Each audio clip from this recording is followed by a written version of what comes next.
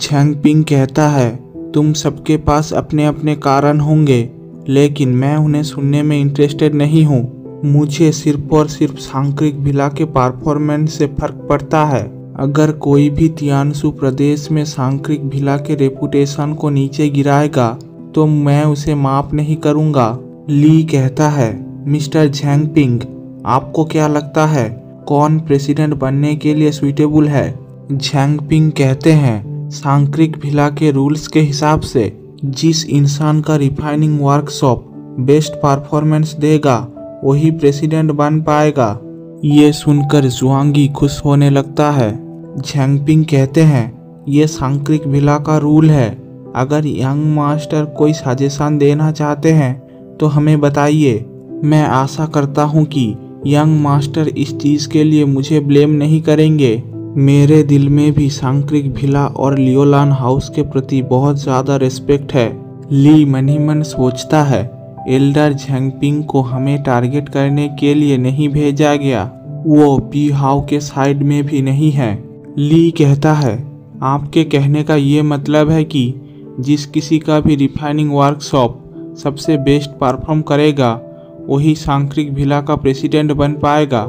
झैंगपिंग ली के बातों पर हामी भर देता है।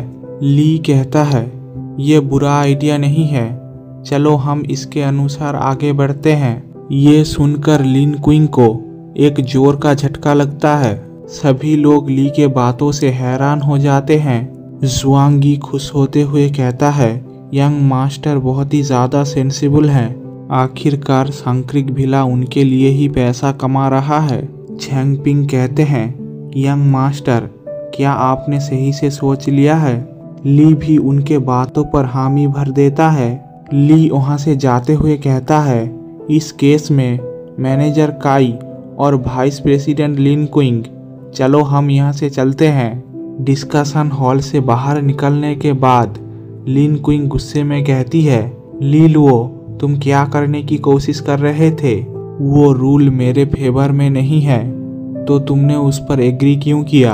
अगर तुम नहीं चाहते कि मैं यहाँ पर रहूँ तो तुम मुझे बता सकते हो, मैं इमीडिएटली कैपिटल में लौट जाऊँगी।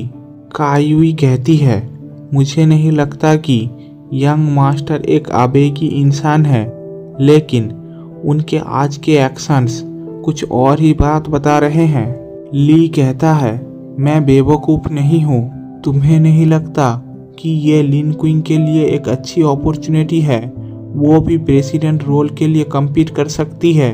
कायुई कहती है, क्या आपके पास कोई रास्ता है जिससे इस बाजी को पलटा जा सके? लिन क्विंग कहती है, मुझे नहीं लगता कि वो कुछ कर सकता है। बड़े मुश्किल से वो कुछ ही वक्त रिफाइनिंग के पीछे खर्च करता है। और सबसे इम्पोर्टेंट बात, पाइन नट भिला के वांडरस सनशाइन लाइट ने सांक्रिक भिला के एजूरे जेट स्पिरिट लिक्विड को सप्रेस कर दिया है। इससे हमारे स्पिरिट लिक्विड के सेल्स कम हो गए हैं। ऐसे सिचुएशन में हमारा परफॉर्मेंस और भी ज़्यादा बुरा होगा और कोई अकेले बाजी को नहीं पलट सकता। ली कहता है, तो हमारा फर्स्ट प्रायोरिटी ये है कि प्रोडक्ट्स के सेल को स्टेबलाइज करना और मार्केट में इसके रेपुटेशन को इम्प्रूव करना। लिन क्विंग कहती है, मैंने पहले ही कहा है, स्पिरिचुअल वाटर लाइट के परफॉर्मेंस को 3 तरीके से ही बढ़ाया जा सकता है। एजूरे जेट स्पिरिट लिक्विड एक परफेक्ट फार्मूला है, मैं इसे और इम्प्रूव नहीं कर सकती। हम अपने रेजोनेंस रिफाइनर के स्किल्स को इम्प्रूव कर सकते हैं, लेकिन उसके लिए अभी वक्त नहीं है।